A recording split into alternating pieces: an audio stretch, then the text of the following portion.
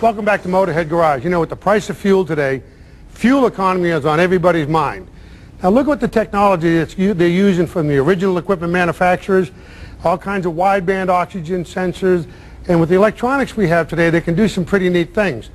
They can make it a variable displacement engine, which means you take a V8, when you need the power and you get your foot in the throttle and you're pulling a hill, all eight cylinders are clicking, but when you get down the road, you're at light throttle, high manifold vacuum, low pressure. It says, you know something, we don't need all those cylinders, and it can interrupt them. So you're not running on 8 all the time. Every time you shut an injector off, you stop fuel flow, viola, you got better gas mileage.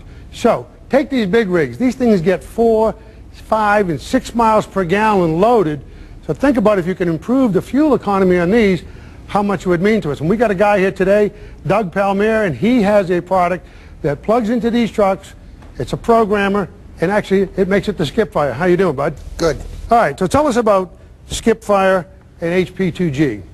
Well, it's a variable displacement for semis, diesel. So we're shutting off cylinders, rotating cylinders of fire. Okay. Still keeps the turbo moving. The air still goes through the engine. That air expands in that cylinder that just fired, so it pushes that piston. Okay, so it's really important if you're going to do something like that, you got to keep the turbo spooled up, because when a big truck, it needs the turbocharger boost to pull. If you get on the throttle and it wasn't spooled up, you'd have a hesitation. So you take care of all that, right? That's right. Okay, and I guess this goes right into the standard 9-pin connector under the dash, which is standard in these big trucks. That's correct. So, and how long does it take to install something like this?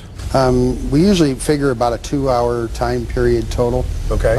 You know, we test the vehicle to make sure the vehicle's charging system's working right. There's no codes in the processor already for the install. So. That's pretty standard. You know, any of the high-performance tuners, they got you pulling fuses and stuff because you don't want to spike while you're doing this. That's correct. So tell us exactly how this works. Now, if you start interrupting cylinders, I see you got a computer here. You got something to show me? Yeah, on the screen here we have a normal fire.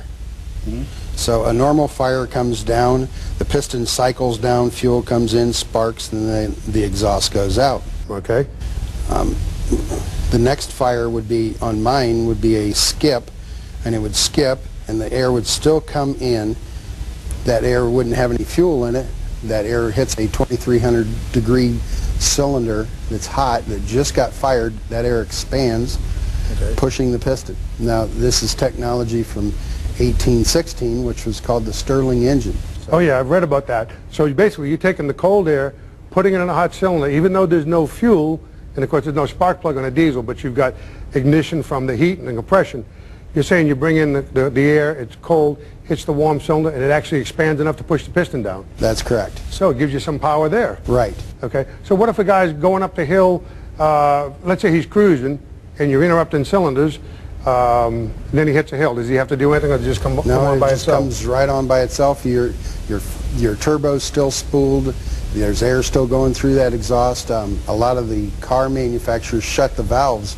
We're not shutting valves. We're keeping that open. The air goes in, comes out. So power's right on demand. That's awesome. Now, what kind of increases do you see? We're seeing about a third change. Really? So if a vehicle's getting 6, we've seen 9 fairly easily.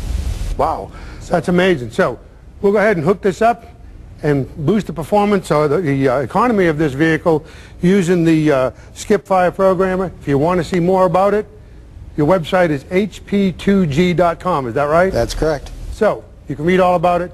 You can contact them, and it looks like it's going to really do the job.